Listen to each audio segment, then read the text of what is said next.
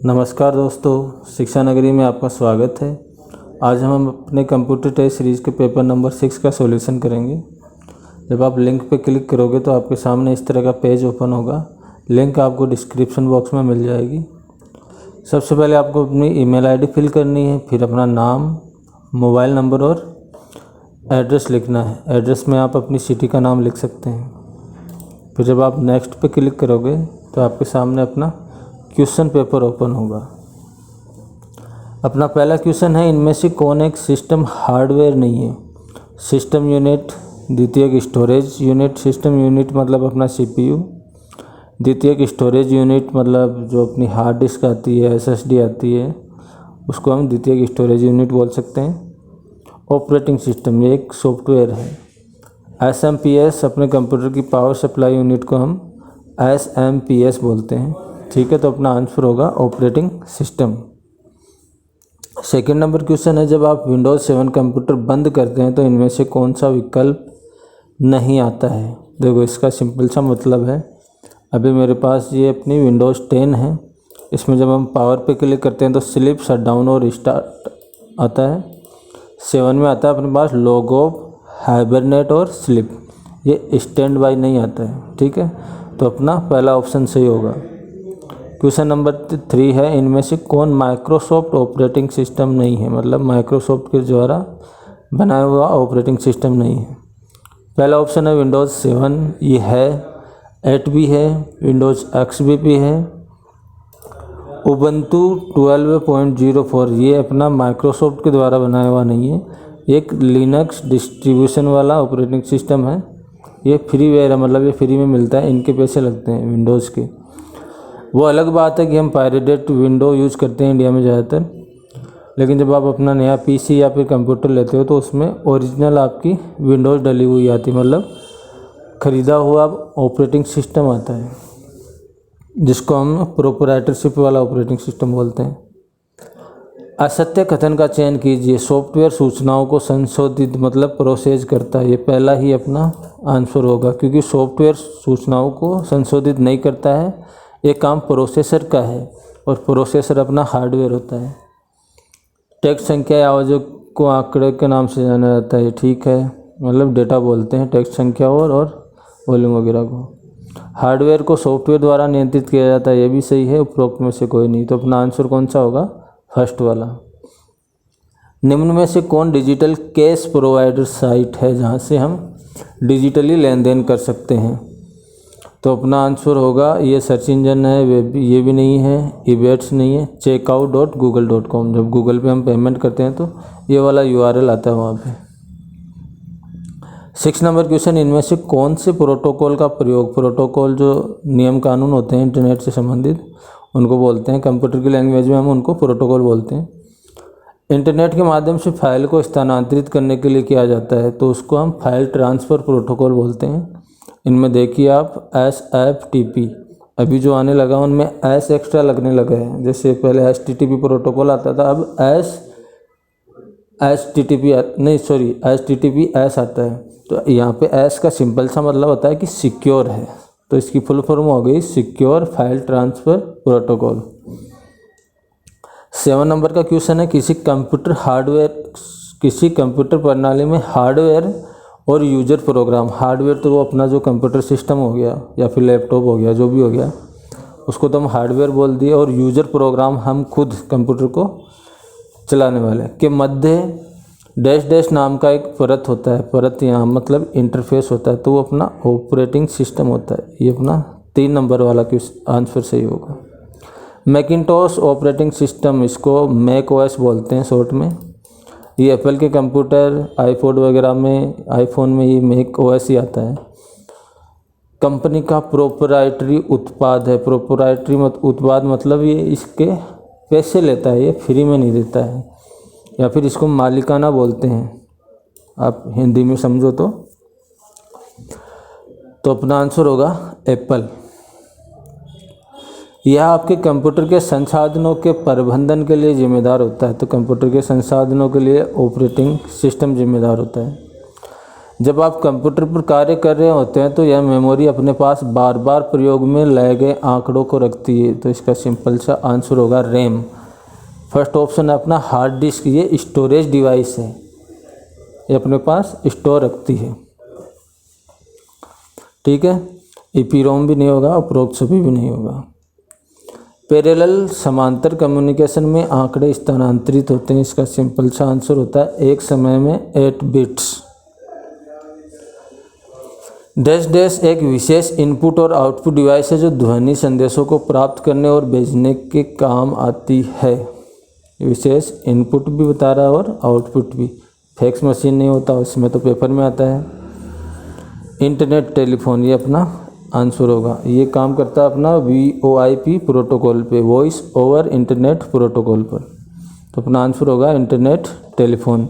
जैसे हम पहले गूगल टॉक पे करते थे, अभी व्हाट्सएप पे फ़ोन कर देते हैं, या फिर स्काइप पे या फिर फेसबुक पे जैसे हम वॉइस कॉल करते हैं ना, तो इसमें ये इंटरनेट टेलीफोन काम में आता है।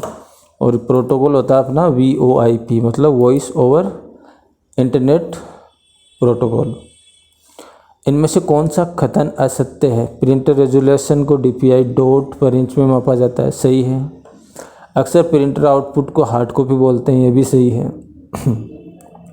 प्रिंटर में स्थित मेमोरी प्रिंटिंग अनुदेशों को संचित करने के प्रयोग में लाई जाती है, ये भी ठीक है। प्रति सेकंड प्रिंट होने वाले शब्दों की संख्या के आधार पर प्रिंटर गति का मापन किया जाता है, ये नहीं है। ये अपना सही होगा आंसर फोर्थ नंबर का। ये प्रति मिनट जितने पेज निकाले जाते हैं उस हिसाब से प्रिंटर की गति को मापते हैं। ये कुछ अलग ही बोल रहा है कि शब्दों की संख्या, ये वाला अपने प्रिंटर में नहीं है।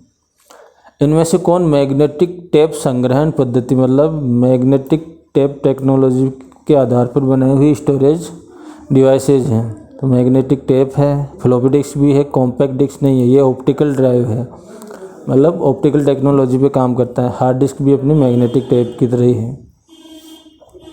15 नंबर का क्वेश्चन है, वर्तमान समय में कंप्यूटर में संग्रहण हेतु हाई डेफिनेशन मानक, हाई डेफिनेशन मतलब जिसकी कैपेसिटी सबसे ज़्यादा है, डिजिटल वर्सेटाइल डिस्क DVD की नॉर्मली हम मानते हैं 4.7 GB, कॉम्पैक्ट डिस्क CD इसकी 700 MB मानते हैं, तो ये तो DVD से भी कम होगी। ब्लू रे डिस्क इसकी 50 GB तक कैपेसिटी होती है, तो इन तीनों में सबसे ज़्यादा ये हो गई। और लास्ट वाला ये ऐसे लिखा हुआ है, इसका कोई मतलब नहीं है, कंप्यूटर से रिलेटेड टर्म नहीं है, तो अपना आंसर होगा ब्लू रे डिस्क।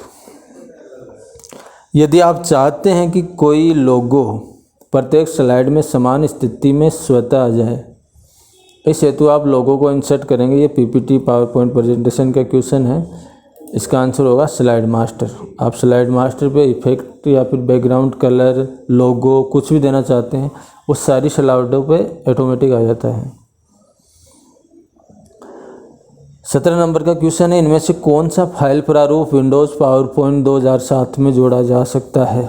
JPG अपनी पिक्चर हो गई, GIF जो पिक्चर 2-3 पिक्चर एक साथ चलती है, ये भी आ जाता है। वेब ऑडियो फाइल भी हम डाल सकते हैं, तो अपना आंसर होगा उपरोक्त सभी। पावर पॉइंट प्रस्तुतिकरण को अति शीघ्र बनाने हेतु प्रयोग में लाया जाता है auto creation wizard, auto content wizard. ये अभी जो लेटेस्ट अपना पावर पॉइंट का वर्जन चल रहा है उनमें ये नहीं मिलेगा, ये 2000 या फिर 2003 वाले पावर पॉइंट में मिलेगा अपने को। उसको जब हम ओपन करते थे तो अपने पास 3 ऑप्शन आते थे कि आपको स्लाइड ऑटो कंटेंट विजार्ड से बनानी है, दूसरे नंबर का ऑप्शन आता था कि टेम्पलेट से बनानी है, या फिर तीसरे नंबर का ऑप्शन आता था कि फ्रेश, मतलब आपको नई फाइल क्रिएट करनी है। तो यहाँ ऑटो कंटेंट विजार्ड अपना आंसर होगा। प्रेजेंटेशन के समस्त स्लाइडों में समान प्रभाव देखने के लिए आप प्रयोग करेंगे, तो अपना आंसर होगा डिजाइन टेम्पलेट। यदि आप अपने फ़ोटो को निरंतरता के साथ देखना चाहते हैं तो आप प्रयोग करेंगे रैंडम स्लाइड ट्रांजिशन। ये आपको अपने लेटेस्ट वर्जन में नहीं मिलेगा, ये पुरानी पावर पॉइंट का क्वेश्चन है, लेकिन अपने को याद रखना है, एग्ज़ाम में आ सकता है। और ये एग्ज़ाम में आए हुए क्वेश्चन ही हैं। मैं आपको राजस्थान के स्टेट लेवल की कंप्यूटर की जो एग्ज़ाम होती है RSCIT नाम से, उनके पेपर सॉल्व करवा रहा हूँ, ठीक है। ये भी अपना बेसिक चल रहा है कि अभी अपना 6वें नंबर का पेपर चल रहा है। 20 नंबर तक के पेपर में आपको मैं कंप्यूटर का बेसिक क्लियर कराऊंगा, फिर हम धीरे धीरे एडवांस की तरफ बढ़ेंगे। 21 नंबर का क्वेश्चन है, इनमें से कौन एक्सेल फाइल को प्रदर्शित कर रहा है, मतलब इनको देख के आपको समझना है कि ये एक्सेल की फाइल हो सकती है कि नहीं। तो इसमें अपना पहला आंसर ही ठीक है, क्योंकि टेक्स्ट की फाइल होती हैं, उनमें जो डेटा आता है न्यूमेरिक फॉर्म में आता है, तो ये अपना एक्सेल यूज किया जाता है। STV अकाउंट, वर्ड डॉक्यूमेंट तो अपने आप ही अलग हो गया। सिटी गाइड ये भी नहीं होगा, अपना आंसर होगा टेक्स्ट 0102। इनमें से कौन ब्राउज़र सॉफ्टवेयर का एक उदाहरण है? ब्राउज़र सॉफ्टवेयर वो होता है जिस पे हम इंटरनेट का यूज करते हैं, ब्राउजिंग करते हैं या सर्फिंग करते हैं।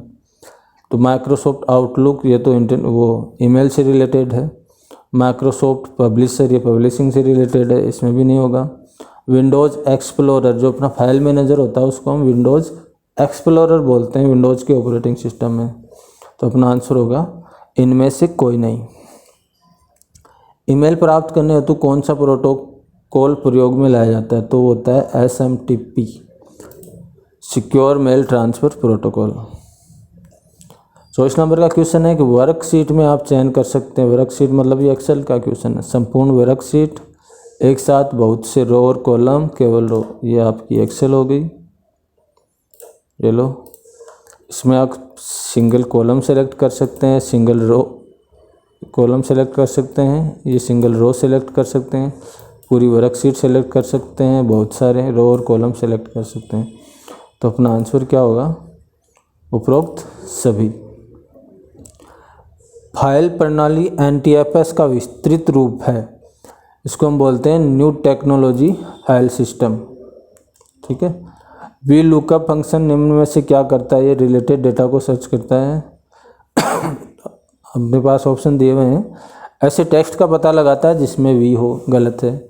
इस बात का पता लगाता है कि एक सेल में वही टेक्स्ट है जो किसी दूसरे सेल में हो, ये भी गलत है। अपना तीसरे नंबर का ऑप्शन सही होगा, संबंधित रिकॉर्ड का पता लगाता है। ये कैसा होता है आपको जब एक्सेल पढ़ाए जाएंगे तब आपको अच्छे से समझ में आएगा, क्योंकि ये थोड़ा लंबा है, इसमें टाइम लगेगा। मैं आपको अभी 1 मिनट में नहीं समझा सकता इस चीज़ को।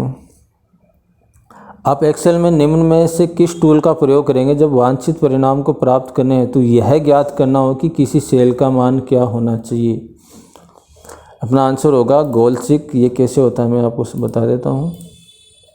जैसे अपने पास ये डेटा है, Monday, Tuesday, Wednesday, Thursday, Friday, ये मान लो कुछ भी अर्निंग है और यहाँ पे टोटल लगाया हुआ है। अब इस टोटल को मुझे करना है,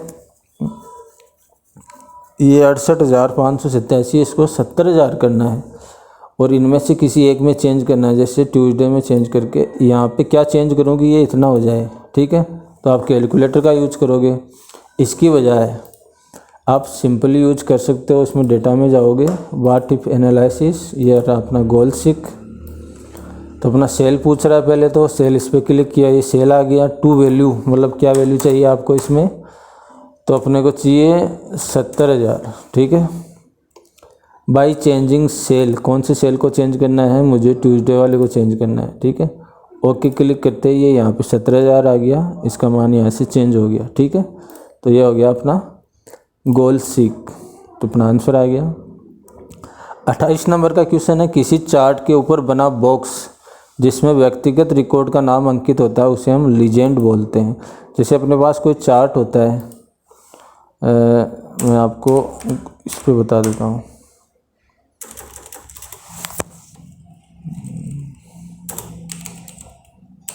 लीजेंड्स ऑन चार्ट, तो अपना एक्स एक्सिस और वाई एक्सिस होता है। वाई एक्सिस पे अपने पास जो भी डिटेल होती है उनमें उनका नाम लिखा हुआ होता है ऊपर, देखो ये रही। तो ये जो डिटेल है ना, इसको हम लीजेंड बोलते हैं। ठीक है, दूसरे में दिखाता हूँ आपको। जैसे सिंपली इनमें किसी में नहीं आ रहा है,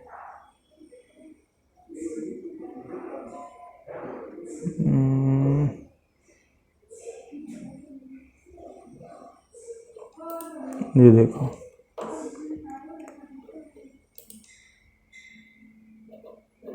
ये रहा।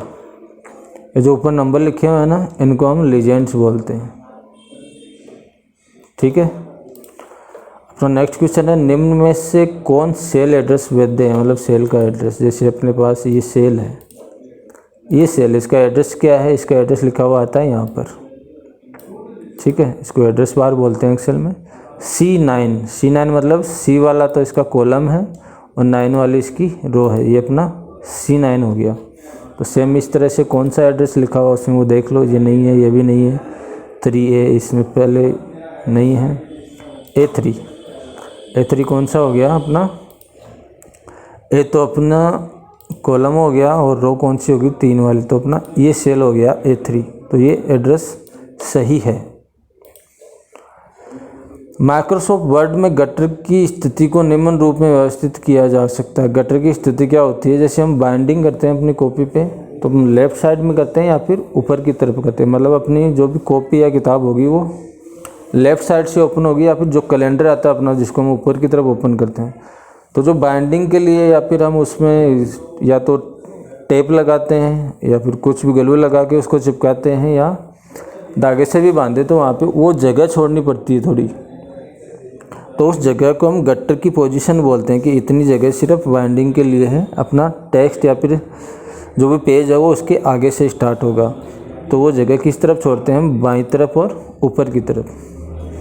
यदि 3/6 को किसी एक सेल में बिना किसी फॉर्मेट के परिवेशित किया जाता है, एक्सेल उसे व्यवहार में लाएगा। अपने को किसी सेल में 3/6 इंसर्ट करना है, जैसे 3/6 इंटर दबाया तो यहाँ पे 6 मार्च आ रहा, मतलब ये डेट के रूप में एक्सेप्ट कर रहा है इसमें। तो अपना आंसर होगा दिनांक के रूप में।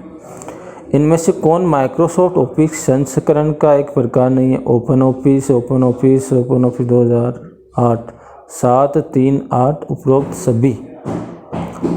देखिए यहाँ पे आपको डाउट आएगा कि 2007 में ऑफिस आया था, 3 में आया था, 8 में नहीं आया था। तो आप 8 को यहाँ पे क्लिक करके आगे निकल जाओगे। लेकिन इसको ध्यान से पढ़ो, ये ओपन ऑफिस लिखा हुआ है।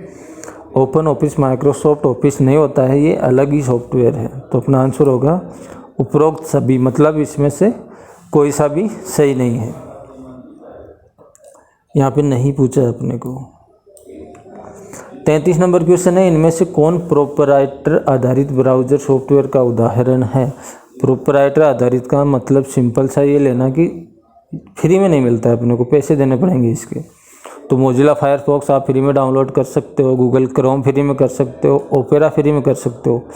इंटरनेट एक्सप्लोरर आपका माइक्रोसॉफ्ट की जो ऑपरेटिंग सिस्टम आता है विंडोज़ नाम से, उनके अंदर पर इंस्टॉल होता है और उसका पैसा लगता है आपको। तो इसका अपना आंसर होगा इंटरनेट एक्सप्लोरर। ये प्रोपराइटर आधारित ब्राउजिंग सॉफ्टवेयर का एक उदाहरण है। 34 नंबर का क्वेश्चन है, यह असंगठित तथ्यों व विवरणों का संग्रह है। तो अपना डेटा होता है और हिंदी में उसको आंकड़े बोलते हैं। इनमें से कौन सी कुंजी समूह का प्रयोग वर्ड प्रोसेसर में टेक्स्ट को सबस्क्रिप्ट करने के लिए किया जाता है। तो Ctrl+= का निशान है, ये शॉर्टकट है किसी भी टेक्स्ट को सबस्क्रिप्ट करने के लिए। मैं आपको बता देता हूँ। वर्ड ओपन करते हैं, ये अपना माइक्रोसॉफ्ट वर्ड हुआ। 2 टर्म होती है अपनी, सबस्क्रिप्ट और सुपरस्क्रिप्ट, ठीक है। जैसे आप किसी भी चीज़ में स्क्वायर लगाओगे कि 10 की घात 2, तो वो 2 ऊपर की तरफ जाएगा, उसको तो बोलते हैं सुपरस्क्रिप्ट। हमने 2 को सेलेक्ट किया, ये रहा, ये तो सुपरस्क्रिप्ट हो गया, ठीक है। अब अपने को H2O लिखना है, H2O।